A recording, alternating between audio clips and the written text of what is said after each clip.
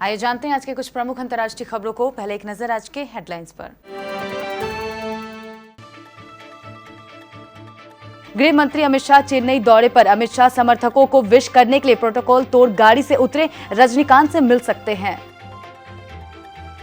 IAS टीना और अतहर को जल्द तलाक लेने के लिए करना होगा यह काम, नहीं तो लगेगा 6 महीने का समय। जहरीली शराब कांड पर सीएम योगी सख्त, आरोपियों पर लगेगा गैंगस्टर, प्रॉपर्टी होगी नीलाम। दिल्ली में इस माह नवंबर में ही दिसंबर जैसी सर्दी, 14 साल का रिकॉर्ड टूटा। पिछले 24 घंटे में सामने आए 46,232 मामले, संक्रमण मुक्त मरीजों की संख्या 84 लाख के पार। नगरोटा एनकाउंटर पर बोले पीएम मोदी, तबाही मचाना चाहते थे आतंकी, सुरक्षा बलों की बहादुरी पड़ी भारी।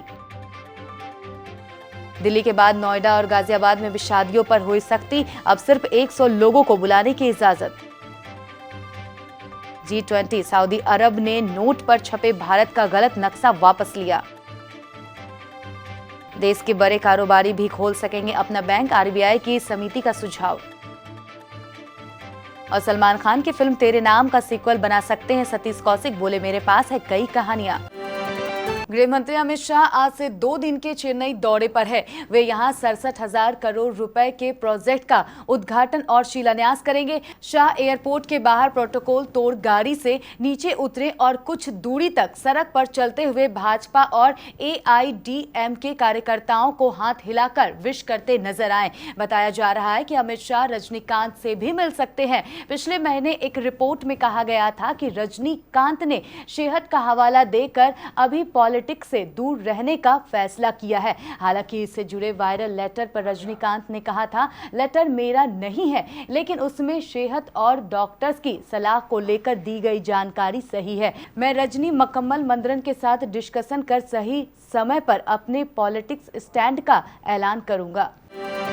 2015 बैच की आईएएस टॉपर टीना दावी और अतहर आमिर ने जयपुर के पारिवारिक न्यायालय क्रम में तलाक की एक अर्जी दायर की है। संयुक्त प्रार्थना पत्र पेश करने के बावजूद अभी इस आईएएस टॉपर जोड़ी को तलाक के लिए कम से कम 6 माह का समय लग सकता है। उसके बाद ही तलाक की डिग्री जारी हो पाएगी। दरअसल पारिवारिक कोर्ट में तलाक की अर्जी दायर होने पर विवाह विच्छेद के लिए 6 माह का कूलिंग पीरियड तय है। इस दौरान दोनों के बीच यदि सहमति बन जाती है तो वे याचिका को वापस ले सकते हैं, लेकिन यदि सहमति ना बने और दोनों याचिका वापस ना ले तो अदालत तलाक की अर्जी मंजूर करते हुए डिग्री जारी कर सकता है।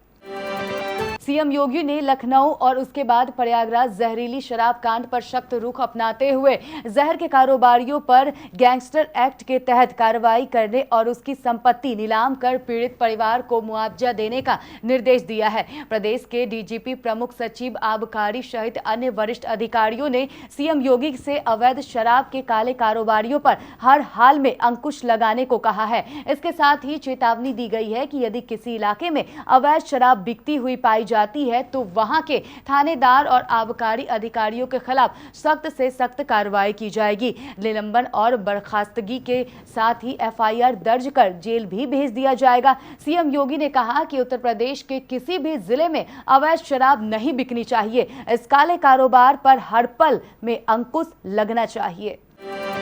दिल्ली के लोग इस बार नवंबर में ही दिसंबर जैसी ठंड का सामना कर रहे हैं। शुक्रवार सुबह दिल्ली का न्यूनतम तापमान 7.5 डिग्री सेल्सियस रिकॉर्ड किया गया। यह नवंबर में पिछले 14 सालों में सबसे कम तापमान है। दिल्ली में इस बार मौसम अलग अलग रिकॉर्ड तोड़ने में लगा हुआ है। मौसम में लगातार ठंड का एहसास बढ़ता जा रहा है। शुक्रवार को सफदरगंज मौसम केंद्र में न्यूनतम तापमान 7.5 डिग्री सेल्सियस रिकॉर्ड किया गया। मौसम विभाग के आंकड़ों के मुताबिक इसके पूर्व वर्ष 2006 में 29 नवंबर की तारीख को न्यूनतम तापमान 7.3 डिग्री सेल्सियस रिकॉर्ड किया गया था। इस तरह से यह बीते 14 सालों में नवंबर महीने की सबसे ठंडी सुबह रही। यह न्यूनतम तापमान सामान्य से 5 डिग्री नीचे है।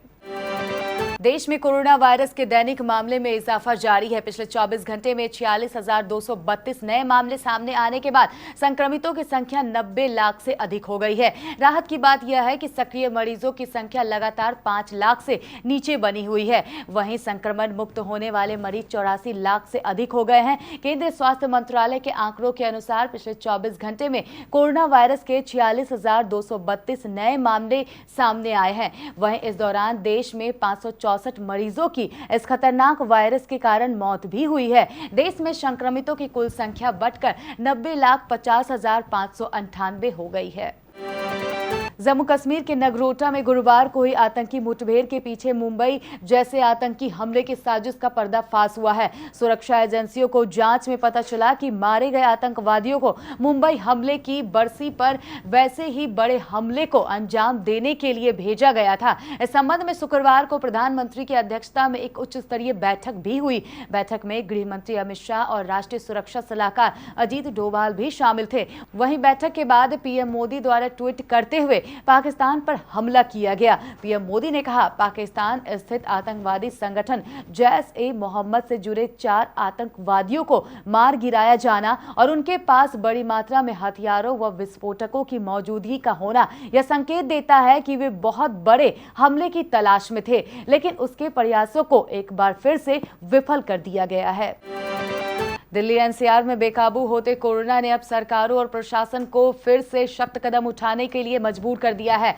दिल्ली के बाद अब गौतम बुद्ध नगर और गाजियाबाद जिला प्रशासन ने भी शादी, विवाह और अन्य कार्यक्रमों में शामिल होने वाले मेहमानों की संख्या सीमित कर दी है। गौतम बुद्ध नगर और गाजियाबाद के जिलाधिकारियों ने शनिवार को अलग अलग आदेश जारी कर अब शादी या अन्य किसी भी कार्यक्रम में 100 से अधिक लोगों को शामिल होने पर रोक लगा दी है। जिलाधिकारियों ने अपने आदेशों में कहा कि नियमों का उल्लंघन करने वाले लोगों के खिलाफ सख्त कार्रवाई की जाएगी। इसके साथ ही आदेश में सभी लोगों से मास्क का प्रयोग करने, सोशल डिस्टेंसिंग का पालन करने और बार-बार हाथ धोने की भी अपील की गई है।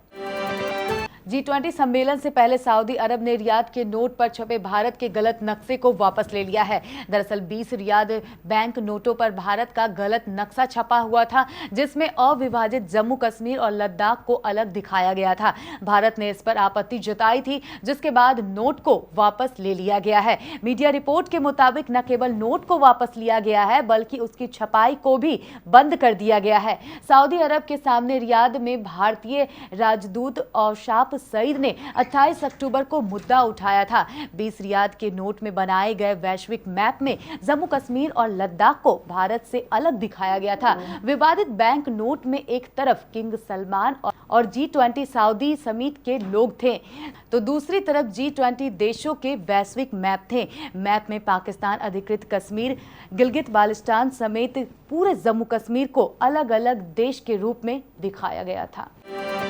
अगर सब कुछ ठीक रहा तो आने वाले वक्त में देश के बड़े कारोबारी भी किसी निजी बैंक के प्रमोटर बन सकते हैं। दरअसल रिजर्व बैंक की एक समिति ने कहा कि बड़ी कंपनियों या औद्योगिक घरानों को बैंकों के प्रमोटर बनने की अनुमति दी जा सकती है। आरबीआई की समिति ने साथ ही ये भी कहा कि निजी बैंकों के प्रमोटर्स की हिस्सेदारी मौजूदा 15% से बढ़कर 26% की जा सकती है। आपको यहाँ ये बता दें कि रिजर्व बैंक ने इस समिति का गठन किया था।